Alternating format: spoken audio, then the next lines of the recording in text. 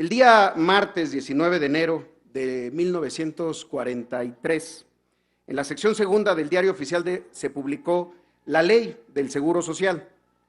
Ese día México estaba en guerra y el general Lázaro Cárdenas estaba en Puebla. En el tomo segundo de sus apuntes, el creador de la Seguridad Social mexicana señaló que visitó en su calidad ya de secretario de la Defensa terrenos en los alrededores de este estado, donde una comisión de ingenieros militares estudiaba predios para establecer la primera división del ejército. El presidente en ese entonces era Manuel Ávila Camacho, de acá, de Teciutlán. Son demasiadas las coincidencias. En los 82 años de existencia del IMSS, 112 de 116 asambleas se han celebrado en la Ciudad de México. Esta es la cuarta apenas que sale de la capital y es la primera que llega a Puebla, y no en cualquier lugar y no en cualquier momento. En un histórico hospital que volvió a nacer en un momento del mayor crecimiento que ha tenido el IMSS en su historia. Crecimiento en derechohabientes y crecimiento en la capacidad para atender a esa derechohabiencia. Una institución que abre sus puertas y construye derechos debe ser una institución que construye capacidades para garantizar el ejercicio de esos derechos. Ese es hoy el IMSS. Permítanme detallar ambas dimensiones. El IMSS cada vez atiende a más personas. Según los resultados de la encuesta nacional Ingreso-Gasto del INEGI, la carencia por acceso a la seguridad social, uno de los 6 indicadores de pobreza, hoy se encuentra en su nivel más bajo de la historia. Pasó de 55.3% a 48.2% en 2025. ¿Cuál es la causa? Creció el empleo formal. En 2019 había 20.2 millones de trabajadores asegurados. Al cierre de noviembre de este año son casi 23 millones, de los cuales 86.7% son permanentes. La cifra más alta en la historia. Tan solo en noviembre se crearon 48,000 nuevos empleos para sumar los casi 600,000 en lo que va del año. Son 2.5 millones de trabajadoras y trabajadores más, que junto con sus familias y con el resto de las modalidades de aseguramiento, trabajadoras del hogar, trabajadores independientes, pensionados, jubilados, estudiantes, y lo más reciente, México, con la presidenta Claudia Sheinbaum, se ha convertido en el primer país que incorpora a la seguridad social a los trabajadores de plataformas digitales. Todo eso nos suma hoy 78 millones de mexicanas y mexicanos con seguridad social. Atendemos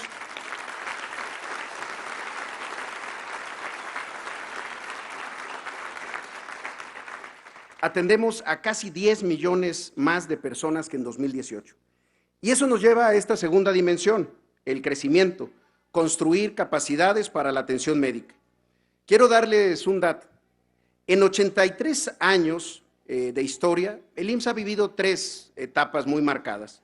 La fundacional, de 1943 a 1982, luego la neoliberal, de 1982 a 2018, y la de transformación, la que inició el presidente Andrés Manuel López Obrador y ha continuado y fortalecido la presidenta Claudia Sheinbaum. En toda la primera etapa, en sus primeros 40 años, el IMSS construyó el 80% de toda su capacidad hospitalaria, medida en número de camas de hospital. Un total de 29,433 hasta 1982. ¿Y ese año qué pasa? Y los siguientes 36 años. Se detiene el crecimiento. El IMSS en 36 años sumó solamente 4,319 camas. Así el impacto del neoliberalismo para el seguro social.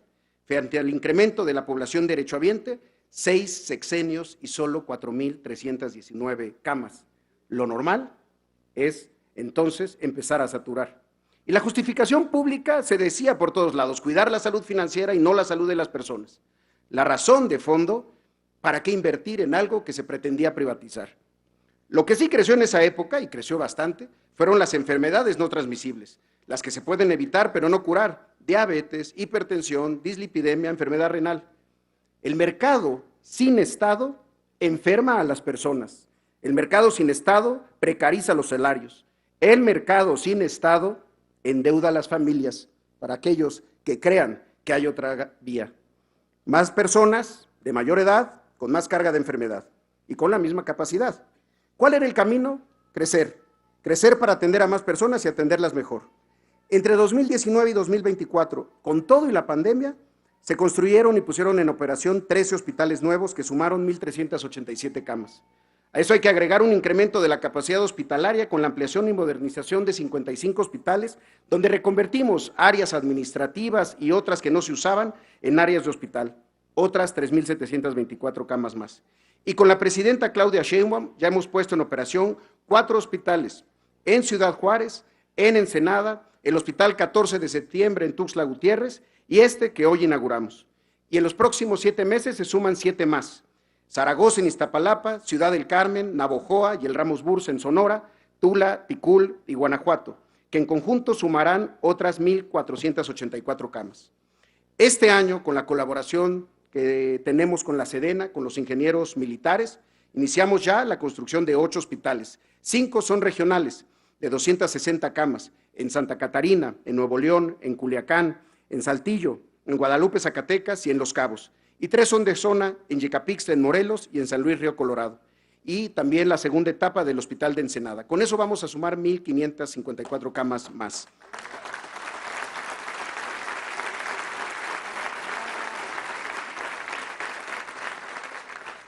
Y con el decreto presidencial de julio del 2025, el histórico programa IMSS-Coplamar, con el que el IMSS ha atendido a población sin seguridad social, pasó al régimen ordinario con todo su personal, con toda su infraestructura. Esto significa 81 hospitales y 2,730 camas más para atender derechohabientes en lugares que ya no son rurales y ya no son de alta marginación, son lugares que aspiran y merecen también seguridad social. En suma, pasamos de 33,752 camas en 2018 a 39,000 en 2025. Al día de hoy, con la inauguración de este hospital, ya hicimos más en 7 años que en 6 sexenios. El plan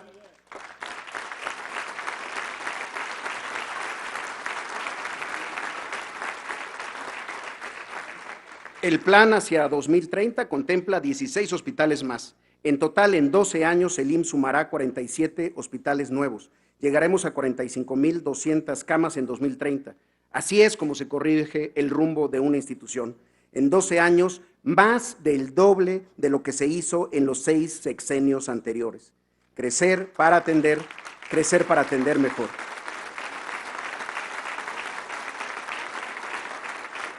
Y todo esto sin endeudarnos, todo esto con una gestión financiera responsable, en la que se duplicaron el número de reservas financieras y en las que además hemos dado más años de sostenibilidad al IMSS. Hemos construido, pero también hemos equipado y hemos actualizado lo que ya teníamos. Les comparto solo 4 resultados de este año.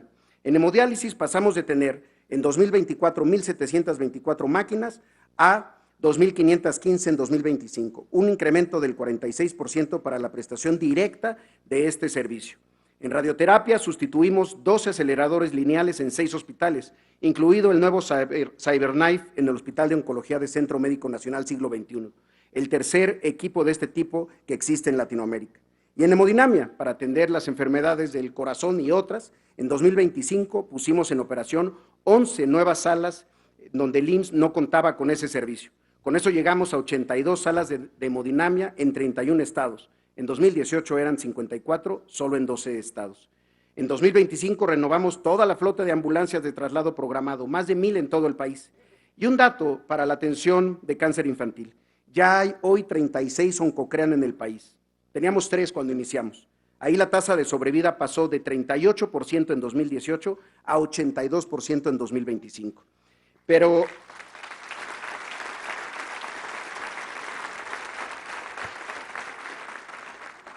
quizá la inversión más importante ha sido en personal.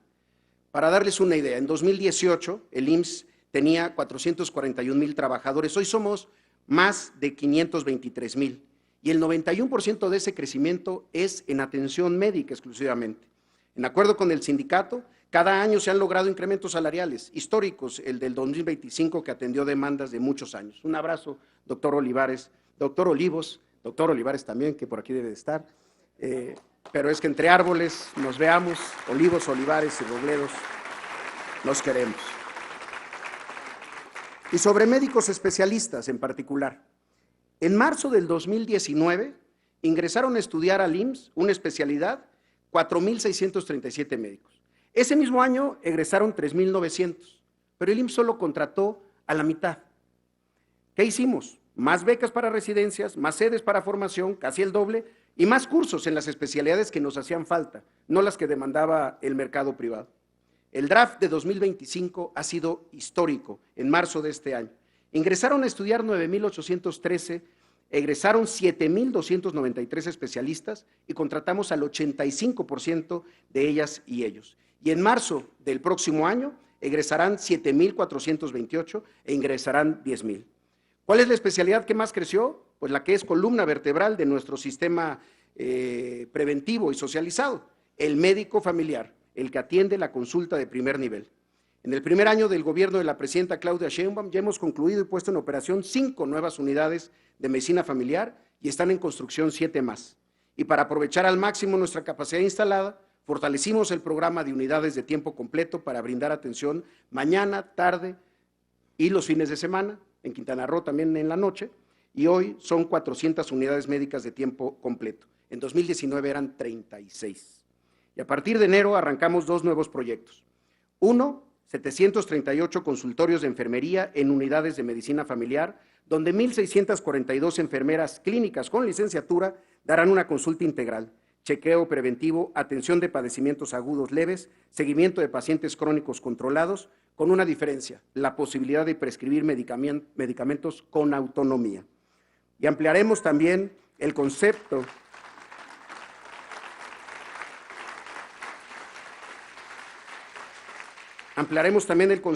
de los consultorios de fábrica, 300 que hay hoy, para crear los consultorios ELSA, para que las empresas con más de 1,000 trabajadores que se certifiquen en el programa de entornos laborales seguros y saludables tengan un consultorio para atender padecimientos agudos, lesiones, control de enfermedades y trámites de incapacidad en el centro de trabajo. Así atenderemos el gasto de bolsillo.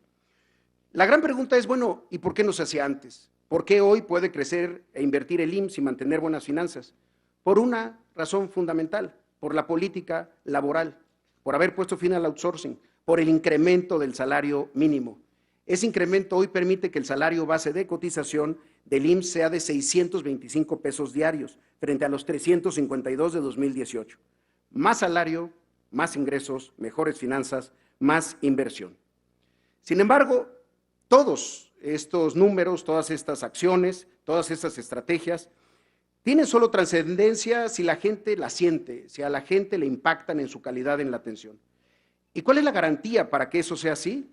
Está aquí, la presidenta Claudia Sheinbaum Pardo. Y lo digo porque le da un seguimiento puntual, metódico, permanente a los temas del sector salud. Es un liderazgo minucioso para los grandes retos de los servicios públicos del sector, desde los temas de gran diseño institucional hasta el último detalle operativo. Y aquí quiero proponer una hipótesis que he estado pensando todo este año sobre su estilo y método de trabajar, que siempre exige resultados, que no da lugar a la simulación ni al conformismo. Porque el mundo entero sabe hoy que la doctora Sheinbaum es la primera mujer presidenta en la historia de México. Lo que pocos saben es que es la tercera mandataria que tenemos en el país, en la historia, que ocupó los 3 niveles de gobierno: alcaldesa de Tlalpan, jefa de gobierno de la ciudad y presidenta de México. Antes que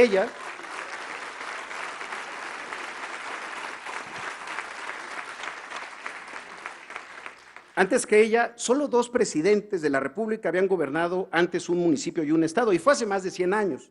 Venustiano Carranza en Cuatro Ciénegas y luego Coahuila, y Álvaro Obregón en Guatabampo y Sonora. Tlalpan y la capital, pero sobre todo ese nivel municipal donde recaen todas las exigencias, todas las demandas de los vecinos, las que le tocan y no al municipio, las cotidianas y las estructurales, ese nivel de gobierno que obliga a la creatividad en la búsqueda de soluciones, a la organización de la comunidad para la difusión e implementación de acciones. Eso la hace diferente, porque nos enseña que no hay problema tan grande que el gobierno no pueda resolver, ni problema tan chico que el gobierno no deba de atender. Por eso, el tiempo de mujeres es tiempo de transformación y es tiempo de resultados. Hace un año en esta asamblea, en Palacio Nacional, planteamos 3 temas de atención prioritaria: tiempo, trato y abasto.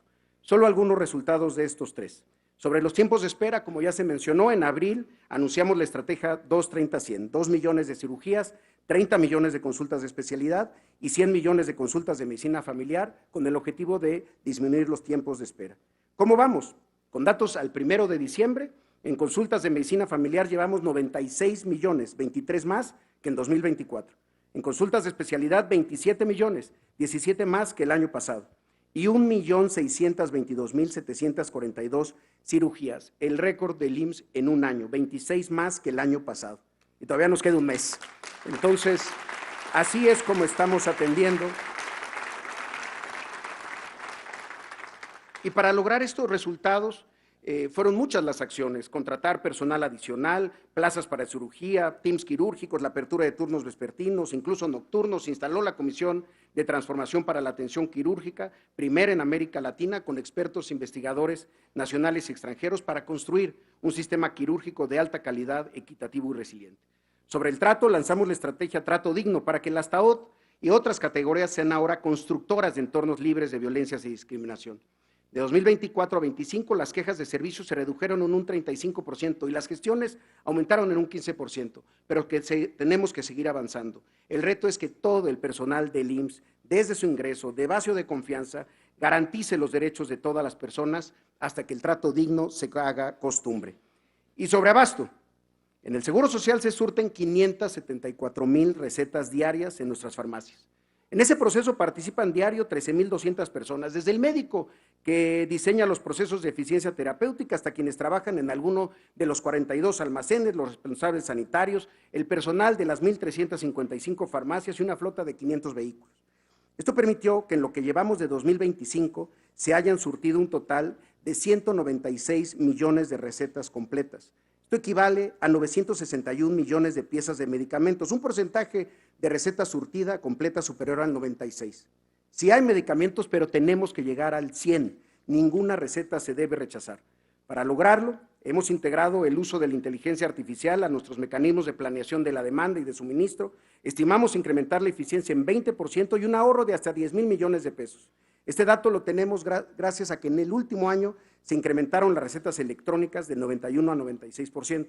Y además, con el doctor Kersenovich y con todo el sector salud, hemos estado coordinados en la implementación de los PRONAMs. Ya en el diseño de los mismos, esto nos llevó a integrar 69 claves a nuestro catálogo, pero también a sustituir cerca de 1,200 que ya no eran acorde con las prácticas médicas más actualizadas. Y eso hay que sumar también la participación del IMSS en programas nacionales de otras instituciones que ya tienen avance. Particularmente Vive Saludable, Vive Feliz de la SEP, aquí está el secretario Mario Delgado, que con 7.3 millones de niñas y niños evaluados en una escuela primaria pública por una enfermera del IMSS, ya lleva el 60%. Y algo muy novedoso que les quiero compartir. En coordinación con la Secretaría de Anticorrupción y Buen Gobierno, el IMSS está llevando a cabo el proceso de adquisición más grande y sin precedentes de equipo médico. 17 angiógrafos, 67 mastógrafos con tomosíntesis y esterotaxia, 42 tomógrafos y 12 resonadores magnéticos. Una inversión de cerca de 3,400 millones de pesos, pero se ha hecho de una manera diferente, con diálogos estratégicos con la industria, bajo los más altos estándares de transparencia y competencia, privilegiando la adquisición directa a los fabricantes de las marcas más reconocidas en el mundo. ¿Qué vamos a lograr? Que el IMSS compre la mejor tecnología, la de última generación, al mejor precio posible. Y podríamos seguir con la Secretaría del Trabajo en la formalización de sectores productivos, en particular los jornaleros agrícolas de cultivos de exportación, o con la Secretaría de Ciencia y Tecnología, con quien nos hemos asociado para tener la primer planta pública para la fabricación de máquinas de diálisis peritoneal y hemodiálisis en un polo de bienestar. Quiero concluir contándoles una historia. Desde 1952 se utiliza en el mundo una prueba clínica para evaluar a los recién nacidos. Se llama la prueba APGAR, apariencia, pulso, gesticulación, actividad y respiración. Pero APGAR no es un acrónimo, es el apellido de una persona, la persona que lo desarrolló, Virginia Apgar, una médica que quería ser cirujana, pero se lo impidieron y tuvo que optar y decidió ser pediatra. Y sus aportaciones revolucionaron la atención neonatal. Pero la doctora Apgar también tuvo que tomar otras decisiones, también tuvo que renunciar, como ella misma señalaba, a casarse y a tener hijos para poder dedicarse a su carrera. Esta es una de las historias que la economista Claudia Goldin utiliza en la investigación que le mereció el Premio Nobel de Economía en 2023. Goldin documentó cómo durante gran parte del siglo XX la entrada al mercado laboral representó para las mujeres una disyuntiva brutal: optar por el trabajo o la familia. En México la participación de las mujeres en el mercado laboral es del 47%, frente al 76% de los hombres, lo que nos sitúa en el lugar 34 de los 38 países de la OCDE. Una de las grandes causas es la desigual carga en materia de cuidados. El INEGI publicó una encuesta en donde señala que 2.6 millones de madres expresaron que tienen la necesidad o que tienen el deseo de trabajar, pero no buscan empleo o no lo encuentran porque no tienen quien cuide a sus hijas o a sus hijos. Algo tiene que cambiar y algo está cambiando. La doctora Sheinbaum, desde su campaña y en el Zócalo, asumió ese compromiso, que ya está tomando forma con la construcción de los CESIS, los Centros de Educación y Cuidado Infantil, iniciados en Ciudad Juárez para atender la demanda histórica de las mujeres trabajadoras de la maquila, pero el plan es hacer 1,000 durante el sexenio para incrementar en 1,000,000 el número de lugares para niñas y niños entre los 43 días de nacidos y los 4 años. Se trata de un nuevo modelo, construido y operado por el IMSS. Los CESIS no son guarderías ni son subrogados, son una política estratégica del Sistema Nacional de Cuidados. Brindan educación, alimentación, salud, acompañamiento psicoemocional a niñas y niños y al mismo tiempo permiten que las mamás puedan trabajar y ganar autonomía. Un acto de justicia social histórico, pero además una decisión de futuro. Según cálculos del Banco Mundial, si México cierra la brecha de participación laboral entre hombres y mujeres, nuestro PIB podría crecer hasta en 22% en la próxima década. Así, con la presidenta Claudia Sheinbaum, inició el segundo piso de la transformación, pero también México entra al segundo piso de los derechos sociales. Amigas y amigos, entre 1976 y hasta 2017, se calcula que en este hospital nacieron 66% de todos los poblanos y poblanas.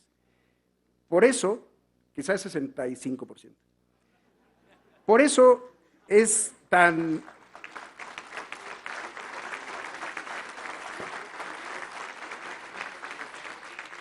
Por eso es tan entrañable este hospital para sus habitantes. Por eso dolió tanto no contar con él.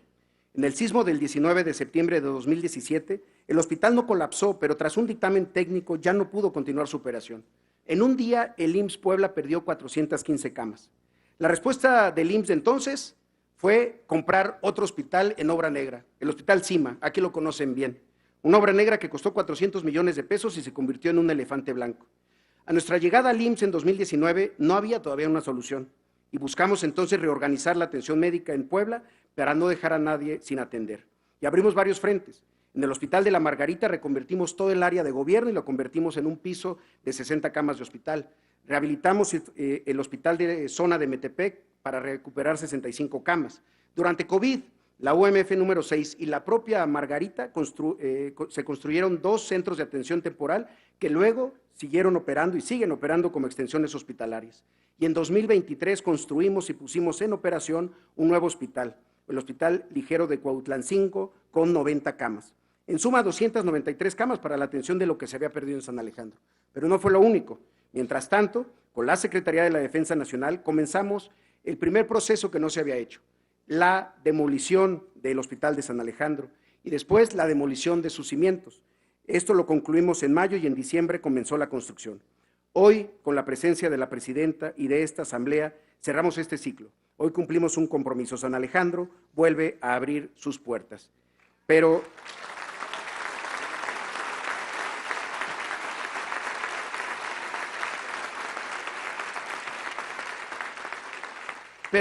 queremos que sea una nueva etapa. Yo les quiero preguntar, ¿cuántos hospitales conocen que lleven el nombre de una mujer? La verdad que son pocos. Y que lleven el nombre de una enfermera, creo que ninguno. Por ello queremos proponer a la Asamblea que San Alejandro sea renombrado como Hospital Carmen Cerdán Alatriste.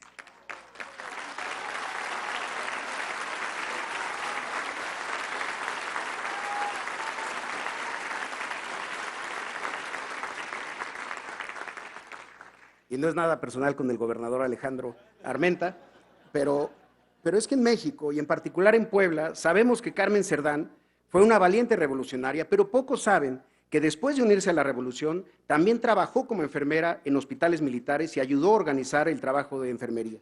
Cuando ese hospital fue inaugurado en 1976, se llamaba simplemente Hospital General Regional número 36. La gente le empezó a decir San Alejandro por la colonia cercana, Villas de San Alejandro. Pero hoy queremos que el nombre sea algo más, queremos que la historia hable a través de él y de la vida de las y los poblanos que aquí se van a atender. Como nos lo recordó la presidenta del Zócalo, quien no recuerda sus raíces camina sin sombra ni rumbo. La memoria es semilla. Nombrar también es reparar, y reparar también es construir el futuro, es construir el porvenir. Así que hoy le pregunto a esta 116 asamblea y a todos sus asistentes, si aprueban que este hospital cambie su nombre de San Alejandro a Hospital General Regional número 36, Carmen Cerdán Alatriste, si estén a favor de levantar la mano.